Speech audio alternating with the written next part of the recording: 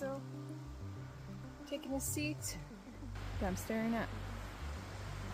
And now we're going to talk about a UFO story.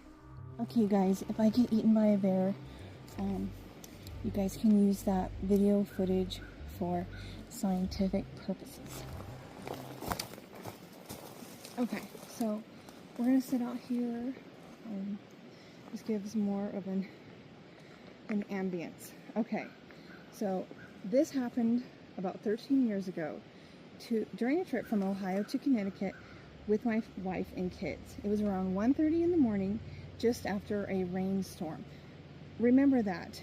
And a lot of these other letters and stuff I get, there's always some weird weather. But anyway, and it was in Pennsylvania. I remember turning to my wife and commenting on how strange it was. No cars, no trucks, not even the usual 18-wheeler. That stretch of highway was super familiar to us. We made that trip often with her family in Canton, Ohio, at least 2 or 3 times a year.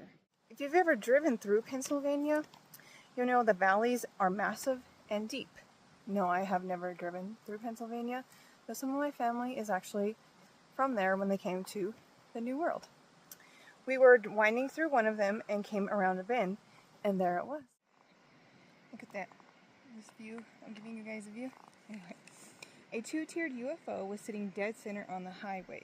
Its width extended over both lanes and beyond, hanging out over the valleys on either side. It was just sitting there like it had been waiting for us. I know that sounds strange, but that's exactly how it felt. As soon as my wife and I leaned forward for a better look, we were hit with instant paralysis. We couldn't move, only our eyes. Our kids are still asleep in the back. We stared up at the craft. Like I said, it had 2 levels with large windows, maybe 3 or 4 feet square. There were at least 15 to 20 windows on the lower level and just as many on the upper one. From our angle, we couldn't see much inside, just the ceilings, but each window glowed with a soft peach-colored light. It wasn't harsh or alarming, just calm and soothing. Out of the corner of my eyes, I could see movement, but I couldn't turn my head to get a better look. I don't know if it was human, a gray, or something else entirely.